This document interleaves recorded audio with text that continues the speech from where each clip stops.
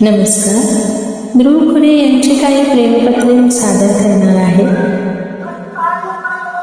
ध्रुव खुरे म्हणजेच विचारांच्या आकाशात झेपावलेला एक प्रकाश किरण. ते त्यांच्या पहिल्या प्रेमपत्रात म्हणतात, मी कबूल करतो की मला नाही करणार तुझ्याशी बोलल्याशिवाय. माझ्या सततच्या बोलण्याचा तुला त्रास किंवा डिस्टर्बन्स नको म्हणून गॅलरीत एक फोल्डर बनवला आहे तुझ्या नावाचा. तुझ्याप्रती असणाऱ्या माझ्या सगळ्या भावना, मनात चाललेली आंदोलने, तुझ्याप्रती असलेला राग, अनुराग, हर्ष, विमर्श, सर्व काही मी तिथे लिहित असतो. 24 तास तुझ्याच विचारात असणारा मी जगाला दिसताना कामात आणि खूप व्यस्त दिसतो, पण हृदयाच्या एका कोपऱ्यात अखंडपणे तूच चालू असते.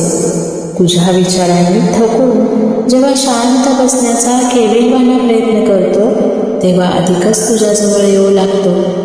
मनातली अनंत कवाडे उघडून तुझ्याशी बोलू लागतो आणि बोलतच राहतो.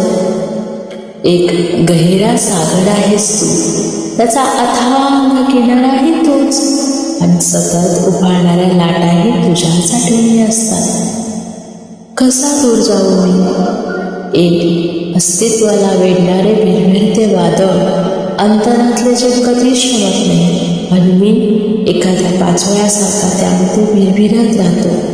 थकून भागून हरलो की त्याचे चिंतन करीत पुन्हा स्वतःला हरवून टाकतो अगम्य अकल्पित अशा गूढशा आवर्तनांमध्ये. स्वतःविरुद्ध जाणून बुजून केलेला अक्षम्य गुन्हा आहे का हा? की स्वतःने स्वतःवर निष्ठुरपणे चालवलेला अन्याय? का मी हरवून जाते तुझ्यात इतका? काय इतकी लाचारी, काय इतकी पराधीनता अनुभवतो मी प्रत्येक क्षणात? का यावा इतका राग माझाच मला?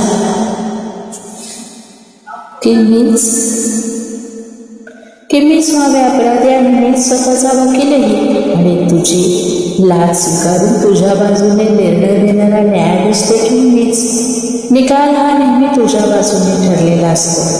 कसलं हे भावविश्व म्हणायचं ज्यात तू नाही आणि तुझ्या वाचून दुसरं काहीच नाही?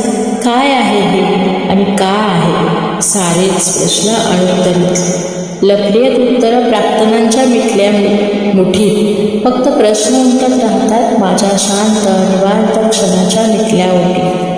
ऐक ना प्रिय ऐक ना. प्रार्थनाने मला काहीही सजा द्यावी, मी भोगेन आनंदाने, अगदी शांतपणे. अंतरंगातून तुझी केवळ पवित्रशी मानसपूजा करू इच्छितो. हे करणे देखील चूक आहे का ग? खरंच अंतरंगातून तुझी केवळ पवित्रशी मानसपूजा करू इच्छितो. हे करणे देखील चूक आहे का ग? तुझाच ध्रुवची प्रेम.